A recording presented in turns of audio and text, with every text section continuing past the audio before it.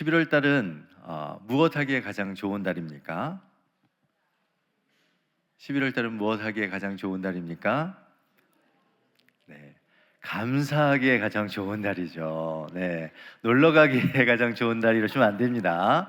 11월 달은 뭐 하기에 가장 좋은 달이에요? 감사하기에 가장 좋은 달이에요. 하나님께 가장 감사할 수 있는, 가장 감사하기 행복한 날이 11월 달입니다. 제가 11월 달은 뭐 하기에 가장 좋은 날입니까? 라고 말하면 옆에 있는 분에게 감사하기 좋은 날입니다, 달입니다 라고 하겠습니다. 12월 달은 무엇 하기 가장 좋은 달입니까? 감사하기 좋은 달입니다. 아멘. 예, 11월 달 정말 하나님 앞에 많은 감사가 여러분 가운데 있기를 원합니다. 신앙생활을 하다 보면 처음 사랑, 처음 감격을 상실한 채 기도가 형식화 되어지고 또 예배가 습관화 되어질 때가 있습니다. 또한 신앙생활이 자기 중심적이고 자기 편안한 그러한 삶의 신앙의 방향성을 가질 때가 있습니다. 그럴 때면 우리 안에 내주하시는 성령 하나님께서 때로는 야, 너 그렇게 살아서 되겠니? 야, 너 그렇게 신앙생활하면 되겠니? 라는 이러한 깨달음을 주실 때가 있습니다. 그럴 때면 거룩한 변화의 열망을 마음에 품고 몇 번이나 다시 시작해보고 도전해보고 또 몇 가지 새로운 변화를 시도해보지만 어떻습니까? 금방 포기하거나 자신의 한계를 너무 쉽게 인정하며 변화하기보다는 다시 편안함으로 안주함을 찾아가는 것이 우리의 신앙의 모습은 아닌가 생각해 봅니다. 여러분, 참된 개혁은 어떤 문제를 바꾸거나 우리의 삶의 습관을 바꾸는 것에 있지 않습니다. 참된 개혁은 우리의 마음을 바꾸는 것이고 우리의 마음의 방향을 하나님께로 돌이키는 것입니다. 그러기에 개혁은 개인의 힘과 노력으로 이루어지는 것이 아니라 한 개인이 하나님, 거룩이신 하나님을 향한 거룩한 방향성을 정하고 우리의 일상 속에서 거룩한 삶을 결단하기로 나아가는 그러한 자들에게 우리 하나님께서 주시는 전적인 은혜임을 믿으시기를 바랍니다. 여러분, 지난 시간에 우리는 참된 개혁이 무엇인지에 대해서 함께 말씀을 살펴보았습니다. 첫째로 참된 개혁은 참된 권위의 회복으로부터 시작되어집니다. 여러분, 참된 개혁은 다른 것이 아니라 오직 성경, 오직 은혜, 오직 믿음, 오직 예수 그리스도, 오직 하나님께 영광이라는 이러한 권위를 회복하는 그곳으로부터 개혁이 시작된다라고 살폈습니다. 두 번째로 참된 개혁은 거룩을 위한 개혁입니다.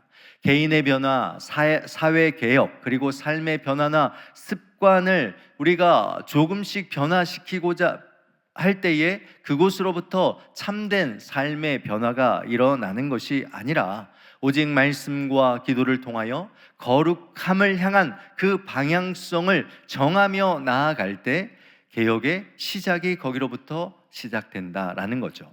세 번째, 참된 개혁은 내가 사는 것이 아니라 내 안에 그리스도께서 사는 것입니다.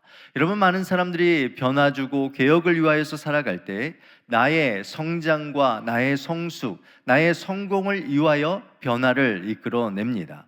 그러나 참된 개혁은 나는 죽고 그곳에서 예수 그리스도가 다시 삶을 살아내는 것, 이것이 진정한 개혁이다라는 것을 우리는 말하고 있습니다.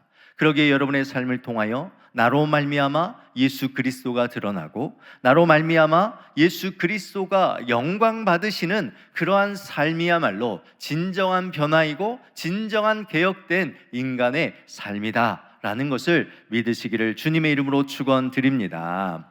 여러분, 그렇다면 참된 개혁을 이루은 우리는 어떠한 우리의 삶의 적용, 우리의 구체적인 실천은 무엇이 필요하겠습니까? 참된 개혁에는요, 거룩한 일상, 곧 홀리 루틴이라는 것이 필요하고 그것을 회복해야 합니다.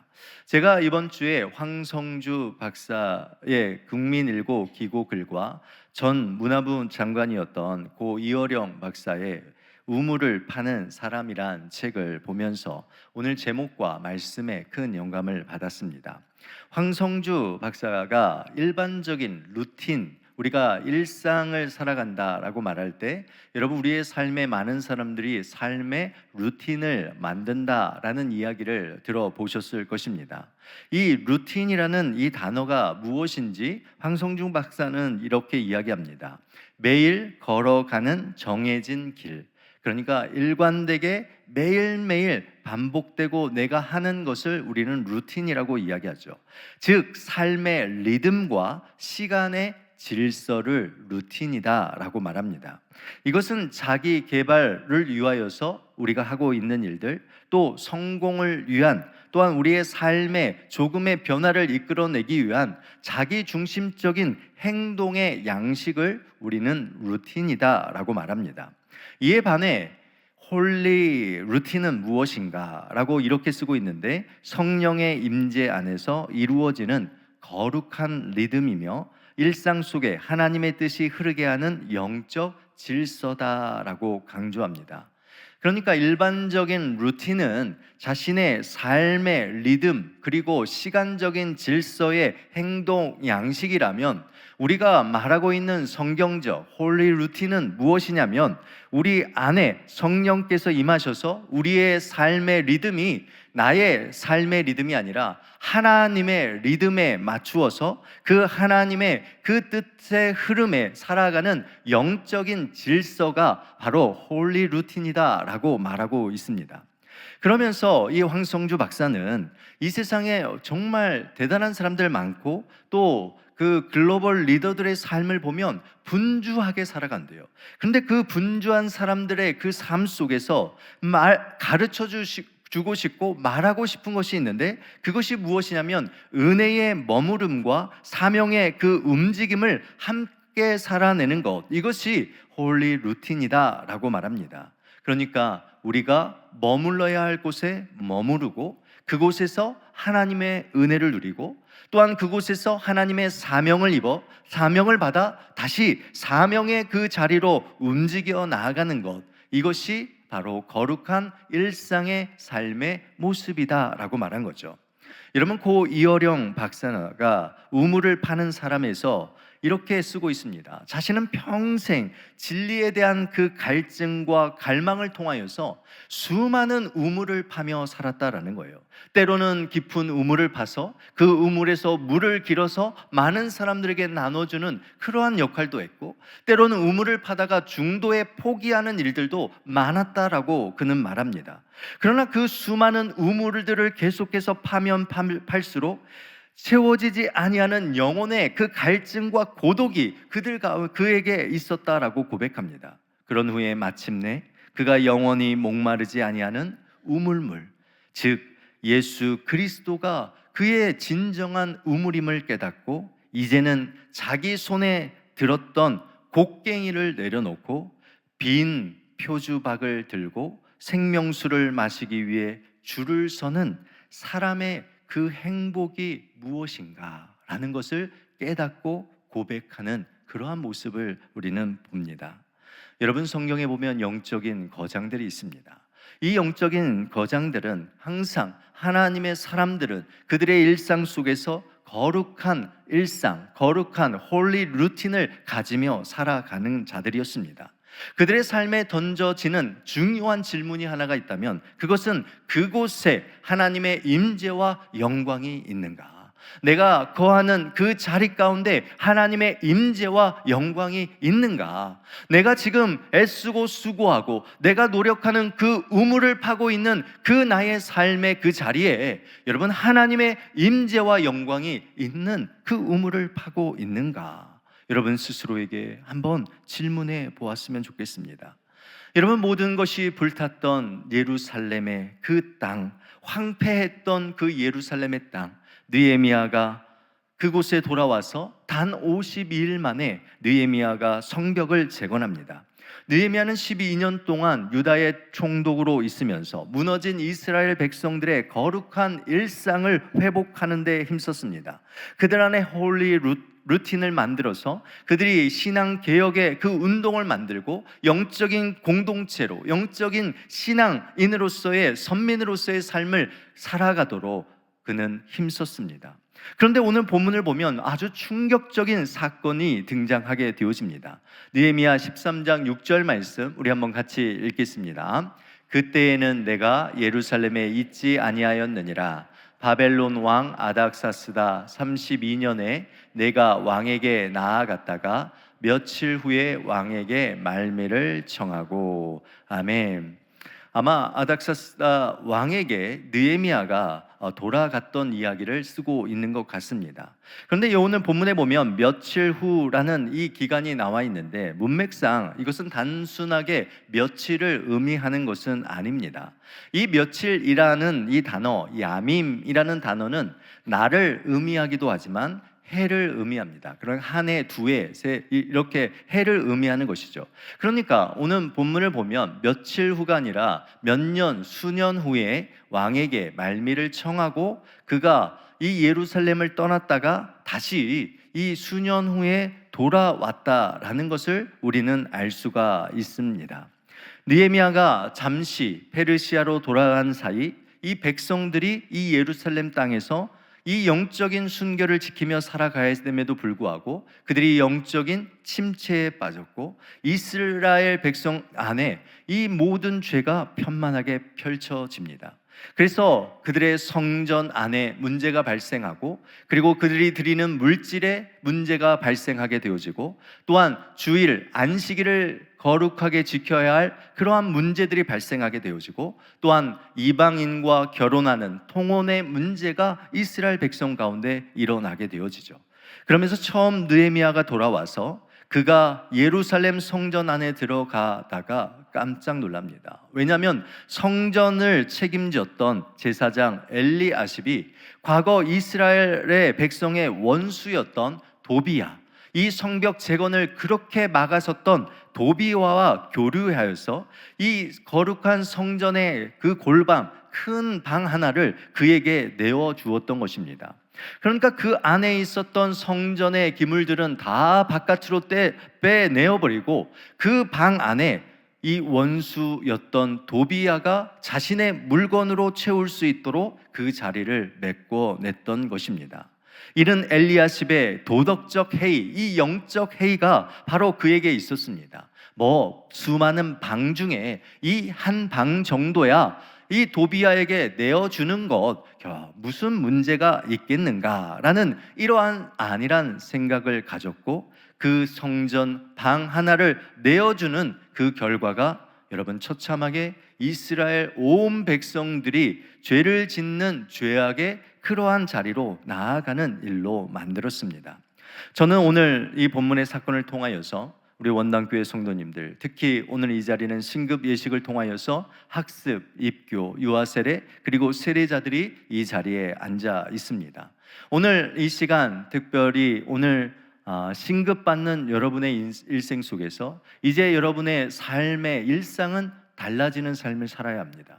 여러분의 일상은 세상적인 일상이 아니라 오늘 이 시간 느헤미야가 그의 삶을 변화시키고 개혁하였던 그 거룩한 일상을 여러분 본받아서 이제는 새로운 삶으로 존재로 살아가는 우리 모든 신급자들 되시기를 주님의 이름으로 축원드립니다. 우리 원당교회 성도님들 되시기를 주님의 이름으로 축복합니다. 여러분 첫 번째로 우리의 마음의 성결, 거룩함을 여러분 회복하셔야 합니다.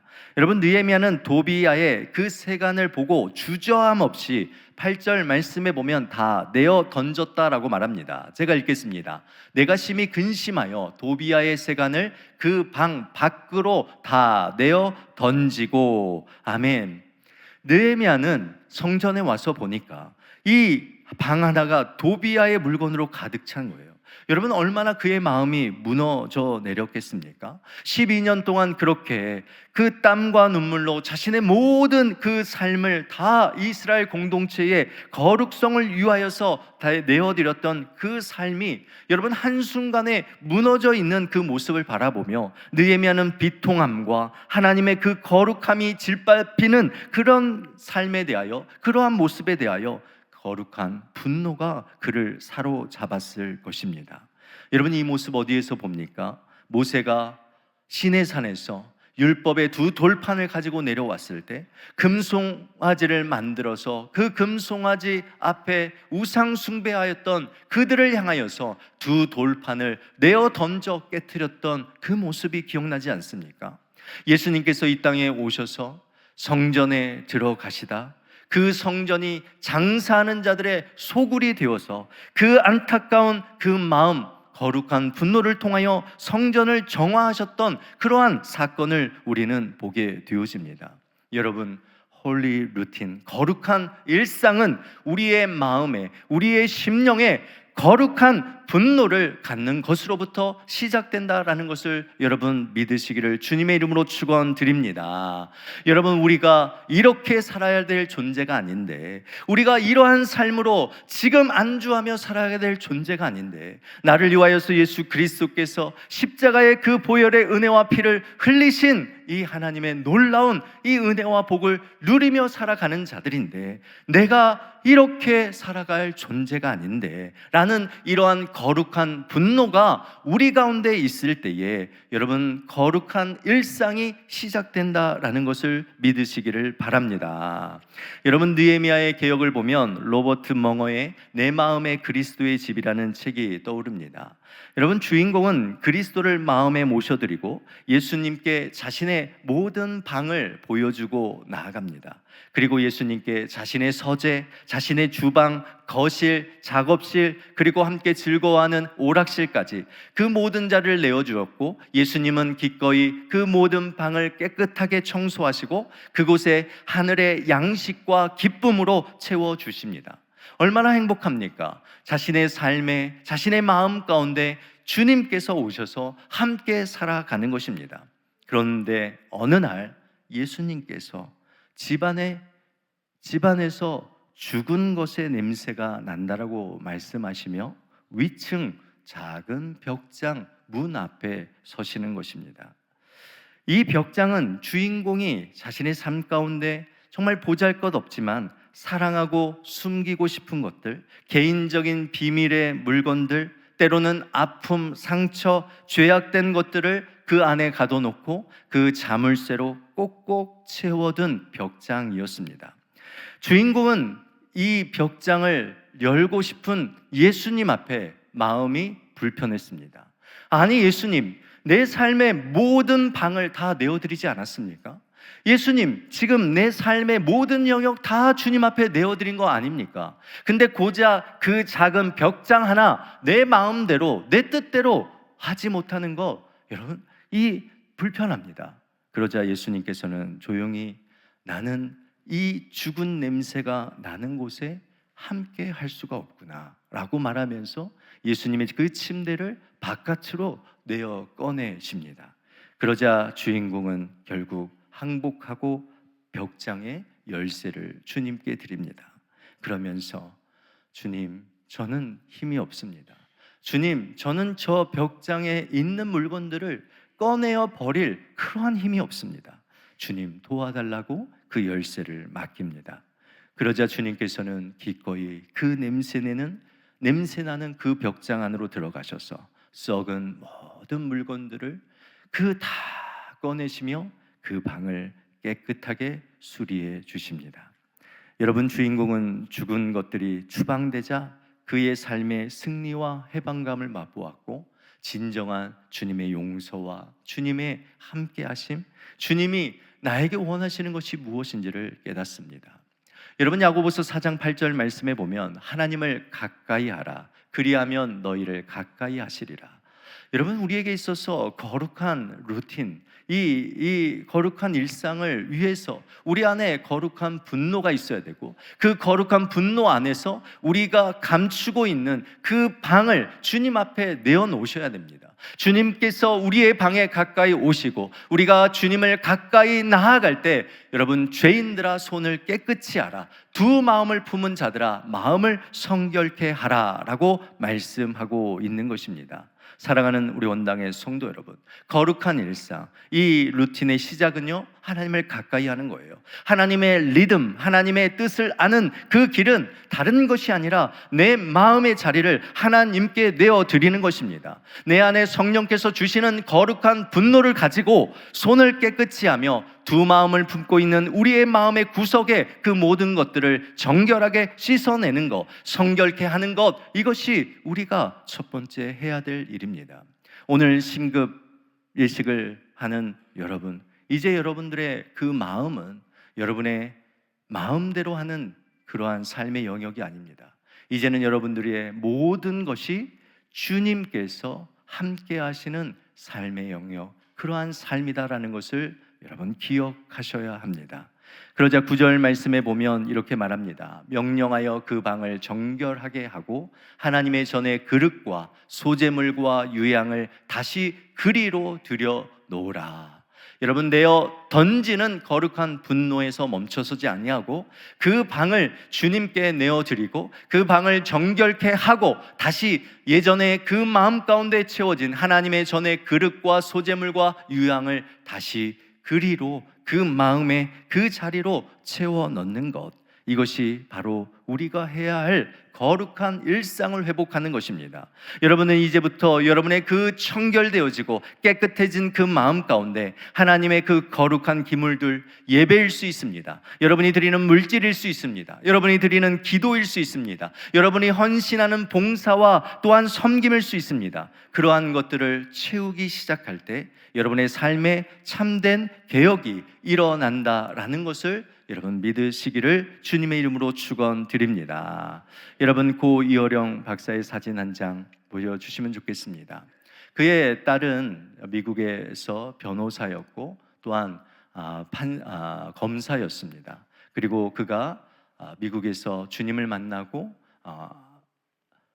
목사가 되었습니다. 그러나 그 딸이 병에 걸리고 위암으로 죽음을 맞이합니다.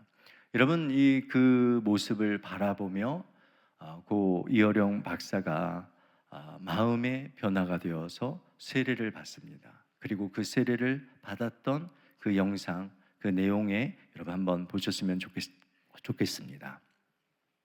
제가 실명 위기가 되었을 때 기적을 보여주시면 의사는 못 고친다고 하니까 이제는 하나님밖에는 없는데 그럼 하나님 정말 살아계시다면 우리 딸이 눈이 망막이 붙어서 장님이 되지만 않는다면 내가 하나님을 위해서 제 인생을 드리겠습니다 하는 약속을 하신 언약의 계기는 그것이 되었죠.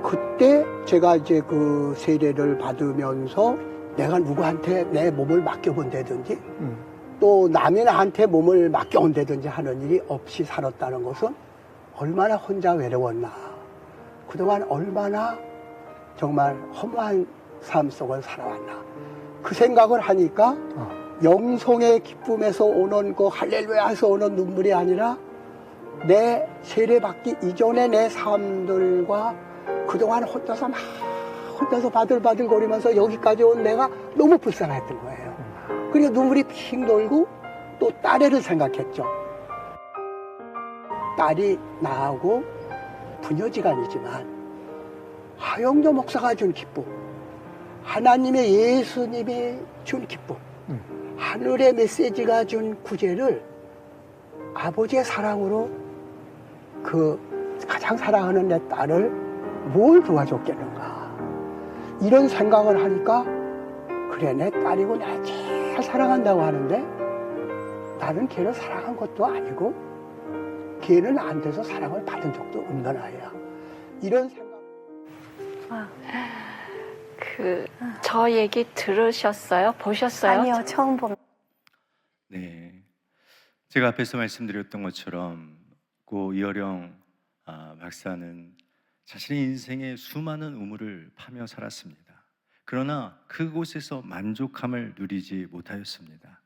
그러다가 딸의 아픔, 딸의 질병, 죽음을 통하여서 그가 우물을 파는 사람이라는 책에서 이 세례의 의미를 이렇게 말합니다. 나는 독실한 신자인 딸을 보고 사실 질투가 났다. 피가 뚝뚝 통하고 널 낳아주고 키워준 아버지가 있는데 그 아버지보다 좋은 아버지가 있다니 하는 심정이었다. 애한테 나보다 귀한 진짜 아버지, 말로 표현할 수 없는 존재, 육친이 줄 수 없는 것을 줄 수 있는 저항할 수 없는 존재 앞에 서면 무릎을 꿇을 수밖에 없다. 이것이 세례의 의미다. 여러분, 아버지가 딸을 사랑하지 않았겠습니까? 그러나 그가 깨달은 거예요. 내 아버지로서, 육신의 아버지로서 사랑하는 딸을 사랑하는 것은 아무것도 아니었구나. 우리 하나님께서 우리를 사랑하시는 그 사랑을 깨달을 때 그의 인생에 진정한 행복을, 진정한 그 길을 찾았다라는 것입니다. 오늘 우리 신급받는 우리 여러분, 아니 우리 온당교회 성도 여러분, 이제 여러분 깨달으셔야 합니다. 내가 살아왔던 그 우물에 파는 그러한 세상적인 루틴이 아니라 오늘부터 이제 여러분은 하나님의 리듬에 맞는, 하나님의 거룩한 그 일상을 살아가는 하나님 아버지로부터 이 놀라운 사랑을 받는 자녀라는 것을 여러분 분명하게 기억하시며 살아가시기를 주님의 이름으로 축원드립니다. 또한 오늘 말씀은 제가 여기서 마무리하려고 합니다. 신근 예식도 있고 또 다음 주에 이 거룩한 루틴에 대해서 우리 아이들에게 꼭 말씀 전하고 싶은 마음이 이 뒷부분에 있습니다. 여러분, 먼저는 우리의 마음의 성결, 거룩함을 회복하시는 것이고, 두 번째, 여러분 한 주간 동안 기억하십시오. 물질의 거룩함을 회복하는 거예요. 여러분은 이제 신급 받으시는 분들은 물질의 부분에서도 하나님께 여러분 전권을 맡기시는 삶을 살아가야 합니다. 세 번째, 여러분 주일 성수의 거룩함을 회복하셔야 합니다. 이전에는 이 주일이 쉬는 날이고 노는 날이었다면 이제부터 이 주일은 하나님을 만나는 가장 복된 날로 여러분의 인생의 일상으로 삼으셔야 합니다. 네 번째는 결혼의 거룩함을 회복하셔야 합니다. 결혼하신 분은 결혼을 더 소중하게 가정을 지키시고, 결혼하지 않은 자들은 이 결혼이라는 것이 얼마나 하나님께서 우리에게 주시는 귀한 것인가를 깨닫는 이러한 삶의 방향성을 가져야 합니다. 말씀을 맺습니다. 느헤미야의 시대의 타락은 큰 죄를 지어서 타락한 것이 아닙니다. 매일매일의 그 삶 속에서 거룩한 이 루틴을 놓치는 이 도덕적이고 영적인 해이로부터 시작되었습니다. 여러분의 삶이 분주하십니까? 분주하게 우물을 파며 살아가고 있습니까? 나의 삶의 리듬, 행동, 양식을 바꿔내기 위해서 여러분 부단히 노력하며 살아가고 계십니까? 그렇다면 여러분은 얼마나 하나님의 거룩한 리듬을 위해서 하나님의 그 영적인 그 질서 앞에 여러분의 삶을 맡기고 있습니까? 오늘 이 시간 여러분이 이 예배로부터 다시 이 영적인 거룩한 일상이 회복되어지기를 주님의 이름으로 축원드립니다. 여러분의 마음을 성결하게 하시고 물질과 시간과 여러분의 삶의 그 관계 속에서 하나님의 놀라운 주권을 선포하시는 그러한 거룩한 그 일상이 회복되어지고 또한 사라지는 귀한 은혜와 역사가 있기를 주님의 이름으로 축원드립니다. 아멘.